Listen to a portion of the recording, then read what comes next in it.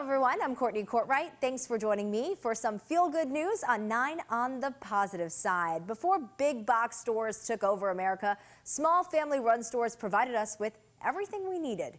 Chad Tucker takes us to one that's been thriving for 85 years now. A little hardware, but mostly lawnmower parts. Then I'll be 80 in July. I'll get them ordered and I'll call you as soon as it comes. Hughes Gentry is still giving the customer service we all long for. Okay, it'd be $30. Usually it's on the bottom of the seat. Thanks, Jack. Appreciate it. This is Gentry's store in King. Returning your call. For 85 years, his family has been giving that down-home personal attention to everyone who walks in the door. All right, I'll give you a call. 20 by 10. I don't have anything metric. He knows most of them by name. You want the kind that screw in or the squeeze kind? We've just had loyal customers all through the years, no matter what we were selling, and that's what's made it work well. Old lunch boxes, toys. It's been working well since his dad Holton started the business. Some people still pay cash, but around the corner in 1937. He enjoyed it too. He enjoyed meeting people just like I do. It was my job to help stock the shelves. Thank you, sir. Thank you. Back in those days, come back to see us. When they moved from the Dalton Street to here, it became a self-service grocery store. And this is going into our storage section.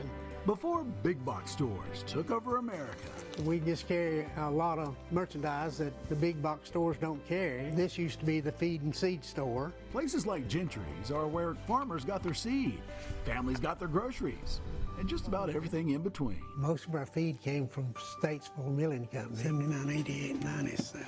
One of the funny things that they make the bags out of printed cloth, and the women use that to make clothes. A filler tube grommet. Now at 85 years, the store has adjusted with the times. Today they sell hardware and lawnmower parts. Gentry store. But what has never changed is that neighborly small town service with a familiar smile. So you've been able to find that niche to keep going. Yeah, we just keep changing. When work we do good, and we change if it don't, and so we just try to keep going. In King, hopefully for a few more years. North Carolina. Not a lot of us left. Chad Tucker, Fox 8 News. We're glad you're here. Okay, thank you. The store is open every day except for Sundays in downtown King.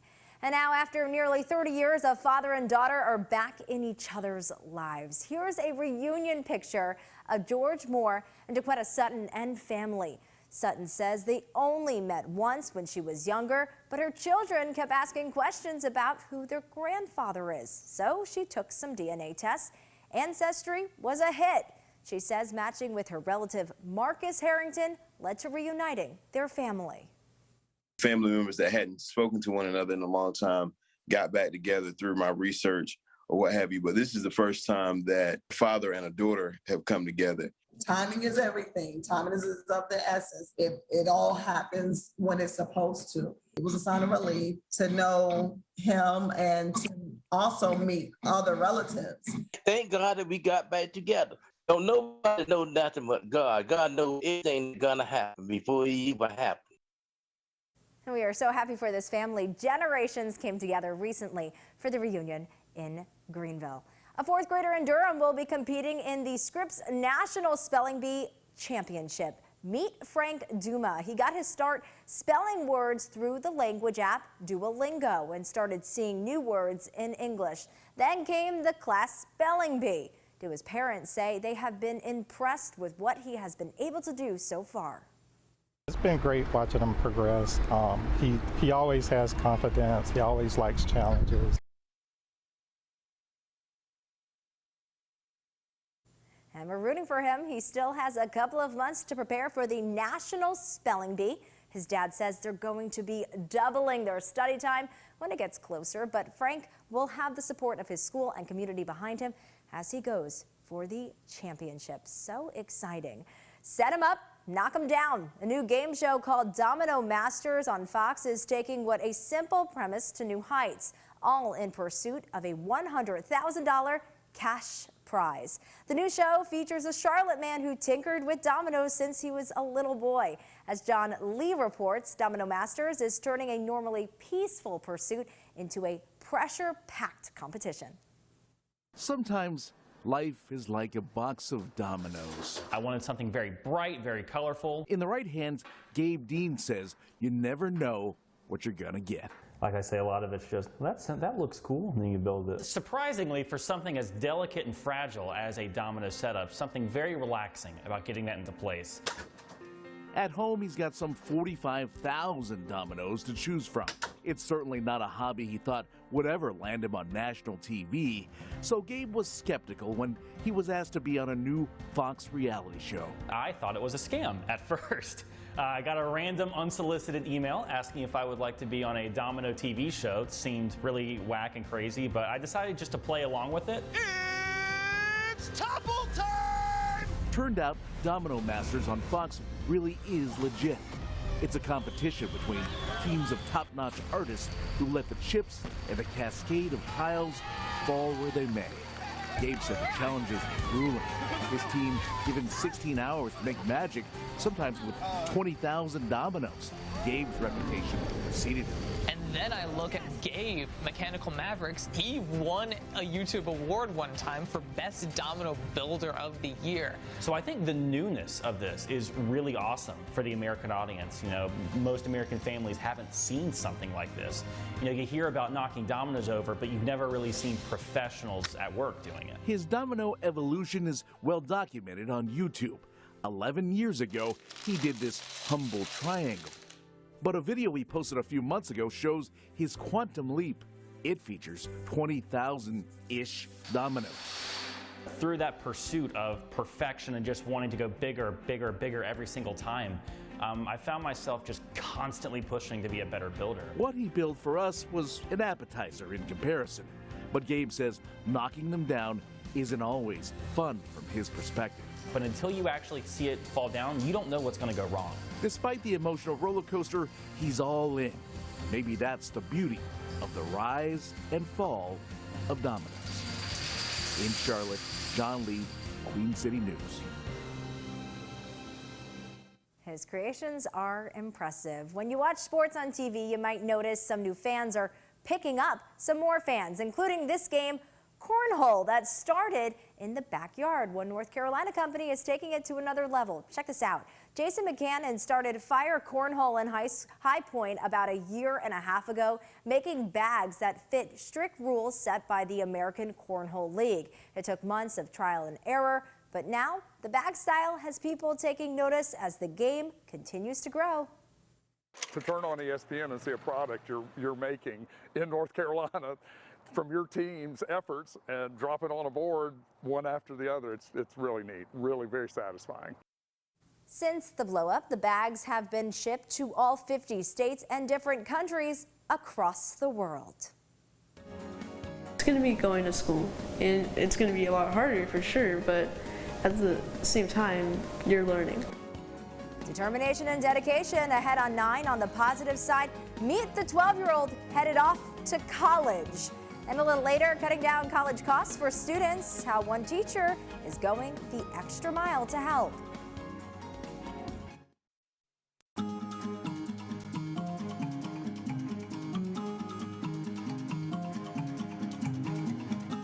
Welcome back. At 12 years old, many kids are in middle school trying to figure out what they might want to be when they grow up. But one Texas 12-year-old says he's got it all figured out and is headed to college to go for his dreams. Nabil Ramadna introduces us to the young scholar. His understanding of life was much more mature than his peer group. Deep Hayer's parents knew he was special from an early age. He was going to school and it wasn't challenging for him. In first grade, he read at a 7th grade level. I liked all the parts where he went to Japan. That was really funny because... And now at age 12, he's about to enroll in higher education at Austin Community College. I just feel like, you know, it's going to be going to school, and it's going to be a lot harder for sure, but at the same time, you're learning still. Deep says he's motivated by setting goals and working hard, a quality he says he got from his parents. We would have conversations all the time and lessons, and he would say, time on task beats talent every time. And I really, you know, connected with that. And he's got a plan for when he finishes at ACC. After I'm done with ACC, I want to transfer to UT. That's always been my dream. I've dreamt of going there at a young age. Choosing to skip high school wasn't an easy decision, though. I was skeptical at first. I was like, hey, you know, I'm going to be missing out on something. But after laying out the pros and cons, he's decided he's got nothing to lose. And I think I'm up for that challenge. And I think, you know, with a little bit of help from my parents, I can definitely achieve that goal. Nabil Ramadna, KXAN News. I've always been involved in community service work, and my mom always told me, like a quote by Muhammad Ali growing up, that service to others is the rent you pay for your room here on earth. Wake County High School senior has a very bright future. Amaya Williams has been accepted into more than 10 colleges and is nearly sitting on $1 million in scholarship money. She cheers. She's the chair of the North Carolina State Youth Council, regional team vice president of Jack and Jill America, and this region tutor works part-time, volunteers, all while holding down a 4.0 GPA. Good for Maya. She says her passion is serving others and hopes her story will inspire others.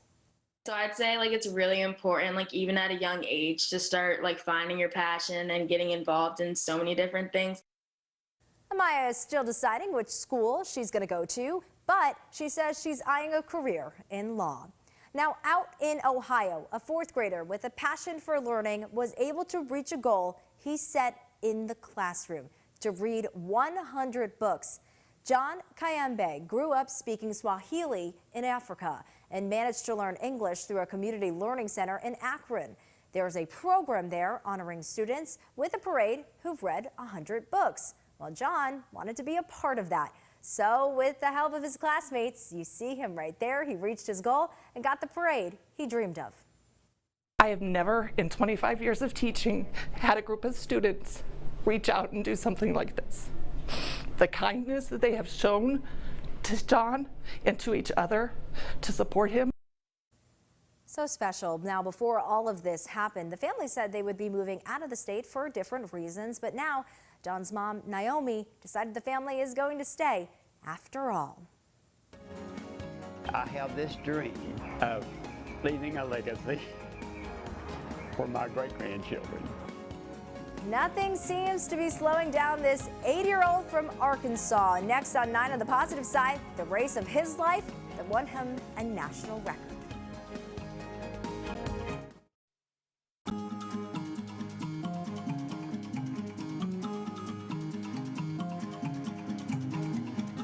An 80-year-old from Arkansas raced up a 14er in Colorado, ran a 150-mile race, and still managed to call the hogs after. And just recently, he broke a national record in the race of his life. Laura Monteverdi reports. It's not easy keeping pace with Maurice Robinson. I'm able to be active, so I like to be active. From his passion for beekeeping, we have 30-some beehives that we tend to keeping up with his wife Norma for the last 58 years. I followed her wherever she wanted to go. Life for Maurice is a marathon, not a sprint. I'm 80 years old. Would you like to see my driver's license? Not only quick-witted, but quick on his feet. I was almost 59 years old when I started running. After Norma was diagnosed with breast cancer, she became interested in Race for the Cure. Maurice tagged along for support. It was when I was beginning to run that I did those, and I did very well. Maurice went from running 5Ks to racing in 50Ks, collecting some hardware along the way. And I just thought that was the coolest thing, you know, to get trophies. He continued to train, competing in more than 30 ultra marathons. At 61 years old, he ran in his first ever 100-mile race. Once I started doing that long run, I think my endorphins released, and then I fell in love with running. Over the next 16 years, he ran 15 more 100-milers. breaking a record at the age of 77. I finished it fast enough as a 77-year-old man to get in the top 10 in the world on record for running a 100-mile race. An incredible feat, but Maurice wanted more, to be the best, not for him, but for the people he loves the most. I have this dream of leaving a legacy for my great-grandchildren. On March 26, Maurice competed in his 17th 100-mile race, the Prairie Spirit Trail in Ottawa, Kansas. It was a fight to the finish. Right at the end, I began to wonder, am I going to be able to make it? Make it he did, crossing the finish line in 29 hours and 3 minutes, becoming the fastest 80-year-old in American history to do so, the second fastest in the entire world. A dream that wouldn't be possible without his family cheering him on. It was emotional to see them, to see my son, grandkids.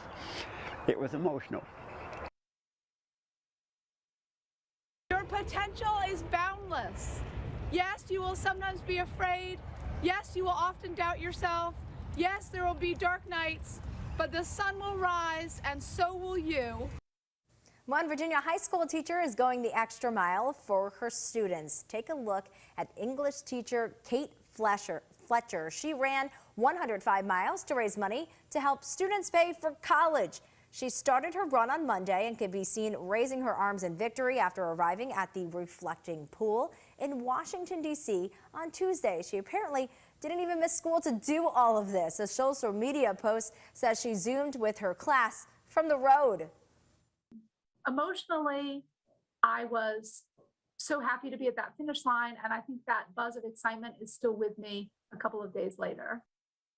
Fletcher has raised nearly $50,000 so far from her run. She has done similar fundraisers in the past. In 2018, she ran 100 miles in a 24-hour period around the high school track.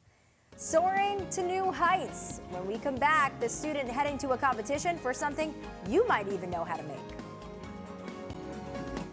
One Western Michigan University student is soaring to new heights, but it's probably not in the way that you think. He's doing it through a paper airplane. Take a look at this. Meet Evan Cooper. He's a pilot in training on his campus. He says one day he stumbled into a paper airplane contest on campus. He folded up a piece of paper, gave it a throw, and to his surprise, he actually won. The win landed him a spot in the national competition for it. How long did he get the plane to stay in air? Take your guesses. Now, it was 14.6 seconds to be exact, setting a new national record. Up next for him, the Red Bull Paper Wings Worldwide Competition in Austria. To sponsor some college kid to go throw a paper airplane in Austria, I mean, I am beyond thankful for that opportunity. A cool opportunity it is. The newfound skill that he stumbled upon one day on campus is now taking the college junior off on that journey across the globe. And that's all the time we have for today, but of course we have one last thing to show you. This giraffe eating a healthy snack. Have a great day, everyone. We will see you next time on 9 on the Positive Side. Oh, that giraffe.